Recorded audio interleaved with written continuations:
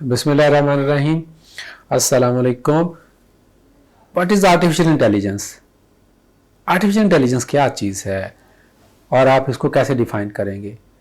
Machines क्या capable हैं कि वो इंसानों का मुकाबला कर सकें?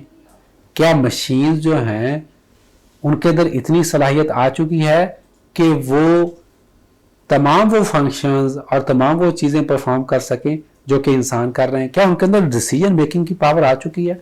ये तमाम वो सवाल हैं जो कि आर्टिफिशियल इंटेलिजेंस से रिलेटेड हैं।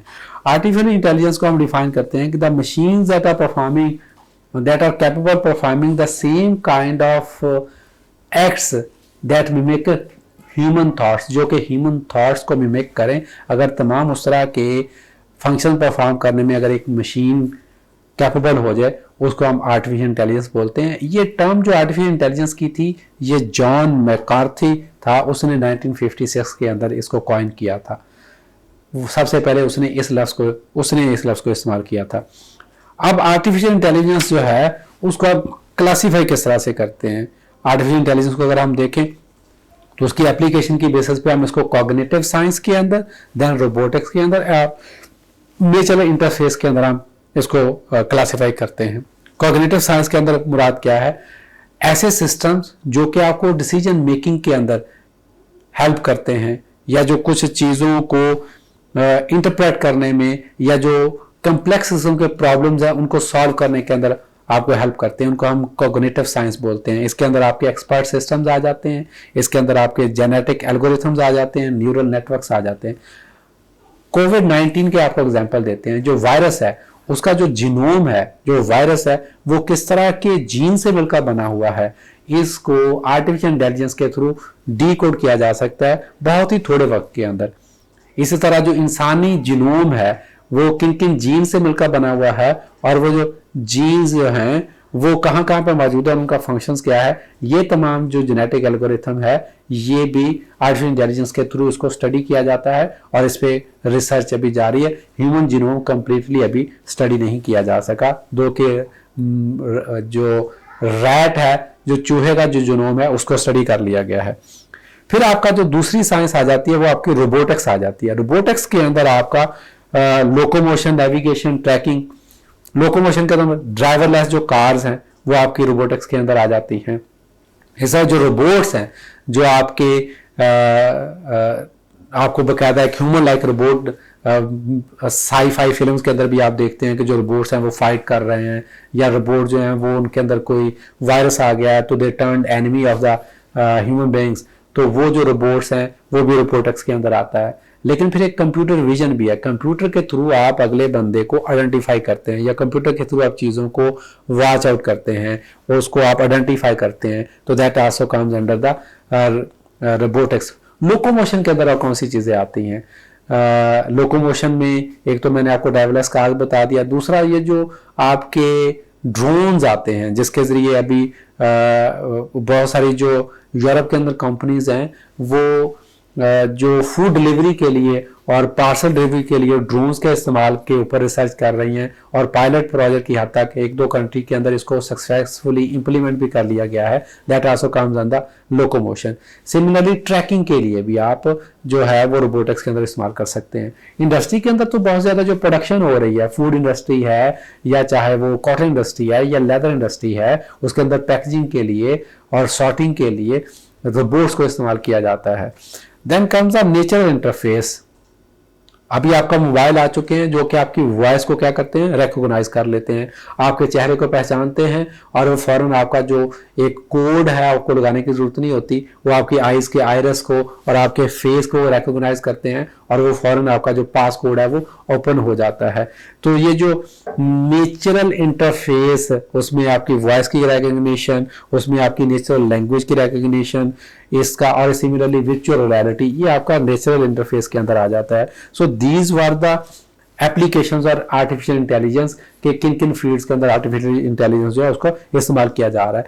इसके अलावा भी बहुत सारी चीज़ें हैं जिसको हम प्रेडिक्टिव एनालिटिक्स बोलते हैं, डीप लर्निंग है, डीप फेक इमेजेस हैं।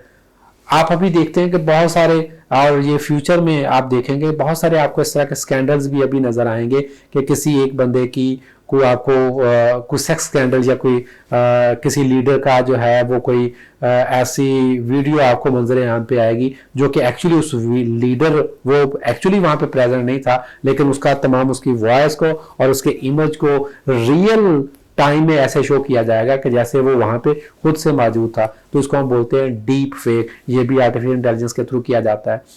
और फिर जो एल्गोरिथम्स हैं वो तो बड़ी एक नॉर्मल सी अब चीज हो चुकी है। कीवर्ड्स का जो इस्तेमाल है, आपके बिहेवियर को जज करना। फेसबुक पे आप देखते हैं कि जिस चीज को, जिस पेज को या जिस तरह की चीजों को आप ज्यादा लाइक करते हैं, लाइक अगर आप न्यूज वाले पेजेस को आप ज्यादा क्लिक करते हैं और आप न्यूज ज्यादा पढ़ते हैं, तो फेसबुक आपकी न्यूज फीड के अंदर या आपकी वॉल के ऊपर ऐसी तमाम चीजें जिसमें न्यूज आइटम्स होंगी वो ज्यादा शेयर करेगी। अगर आप गाने सुनते हैं या वीडियो ज्यादा देखते हैं तो आपकी वॉल के ऊपर वो गाने और इस तरह की वीडियोस की जो रिलेटेड पोस्ट है वो ज्यादा आपके साथ शेयर करेगी। इस सब के एंड पे क्या है, इस सब के एंड पे आर्टिफिशियल इंटेलिजेंस वर्क कर रही है, जो कि एल्गोरिथम के थ्रू आपका बिहेवियर को क्या कर रही है, स्टडी कर रही है। सिमिलरली गूगल आपके बिहेवियर को स्टडी करता है और वो आपकी लाइक्स और डिसलाइक की बेसिस पे आपको एड्स जो शो करता है, वो आपकी लाइक्स और डिसलाइक की बेसिस पे आपको वेबसाइट्स शो करता है।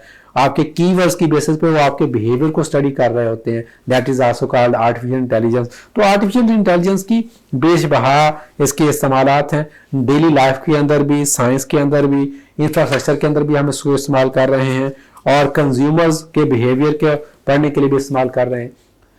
अब इसके मुतालिक एक क्वेश्चन आपसे एग्जामिनर पूछ सकता है कि क्या जो आर्टिफिशियल इंटेलिजेंस है ये क्या ह्यूमंस को रिप्लेस करने जा रही है, या एक बहुत ज्यादा एक पाया जाता है खौफ और खदशा पाया जाता है कि अगर आर्टिफिशियल इंटेलिजेंस सक्सेसफुल हो जाएगी तो ये अगर वायरल हो जाए या उसके कोडिंग के अंदर कोई ऐसा प्रॉब्लम हो जाए तो वो इंसानों के कंट्रोल से बाहर हो सकती है।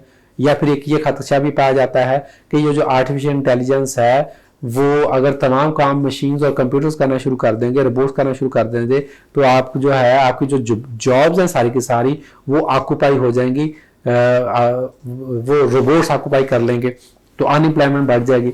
एक तो पहली बात है कि करंटली जो डिसीजन मेकिंग है उसके अंदर ह्यूमंस जो हैं जितनी प्रोग्रामिंग कर रहे हैं वो सारे का सारा जो है वो मशीन उसको परफॉर्म कर रही है कोडिंग के थ्रू।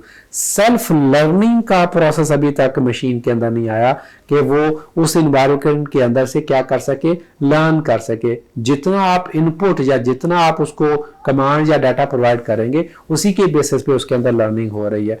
तो रिसेंट पास के अंदर या जो अनकरीब जो फ्यूचर है उसके अंदर ऐसी कोई हमें कोई चीज नजर नहीं आती कि जो कंप्यूटर्स हैं वो ह्यूमन रेस को जो है वो ओवर पावर कर लें। दूसरी बात, जहां तक जॉब्स की बात आती है तो जॉब्स के रिलेटेड एक बात याद रखें, जब बैंकिंग सिस्टम में एटीएम इंस्टॉल हुई थी तो तब ये फियर फील किया जा रहा था कि शायद बैंक्स जो है उनको एम्प्लॉयज को क्या करना पड़ेगा, ले ऑफ करना पड़ेगा, क्योंकि अब कैश हैंडलिंग का सारा काम तो एटीएम से चला जाएगा और बैंक्स के अंदर जो है वो लोगों की जॉब्स खत्म हो जाएंगी। लेकिन उसके रिवर्स हुआ ये काम। बैंक्स के अंदर जो ह्यूमन रिसोर्स है उसकी तादाद बढ़ गई। उनको देखें, अभी भी कैशियर तो बैंक के अंदर मौजूद होता है, टेलर काउंटर वाला बंदा अभी भी मौजूद होता है, लेकिन अभी उनको एटीएम्स के अंदर कैश लोड करने के लिए स्टाफ चाहिए, एटीएम्स को मेंटेन करने के लिए स्टाफ चाहिए, सॉफ्टवेयर को मेंटेन करने के लिए स्टाफ चाहिए, अभी उनको वहां पे सिक्योरिटी के लिए स्टाफ चाहिए। बल्कि उनकी जो स्टाफ की रिक्वायरमेंट है वो बढ़ गई और उनकी इकोनॉमिक एक्टिविटी भी बढ़ गई। उसी के लिहाज से उनका जो कैश की ट्रांजैक्शन थी वो भी बढ़ गई, प्रॉफिटेबल वो ज्यादा हो गया। एक और एग्जांपल आपको देता हूं कि जब कंप्यूटराइज किया गया, जब ई गवर्नेंस की बात की गई कि हर चीज को हम कंप्यूटराइज कर देंगे, तो उस वक्त ये स्टडीज की गई, ये प्रिडिक्ट किया गया, ये प्रोजेक्ट किया गया कि पेपर की कंजप्शन कम हो जाएगी।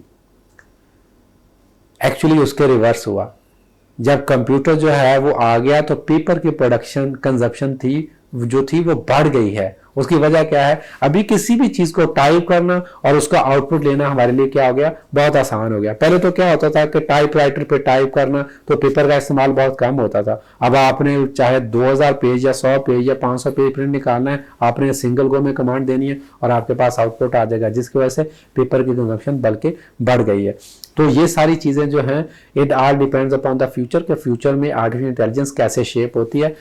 Overall it's a very good thing for the human Mankind, और साइंस के लिए ये बड़ा ही बेहतरीन है। स्पेशली जिस तरह हम जा रहे हैं ड्राइवरलेस कार्स की तरफ, हम ड्रोन सप्लाईज की तरफ जा रहे हैं कि आप घर में बैठे होंगे और आपकी छत पे एक ड्रोन आएगा जो आपको सब्जी दे जाएगा, जो आपको पार्सल दे जाएगा, आपको पिज़्ज़ा प्रोवाइड कर जाएगा। सो वेट फॉर दिस फ्यूचर, इंशाल्लाह पाकिस्तान में भी ऐसा आप होता देखेंगे।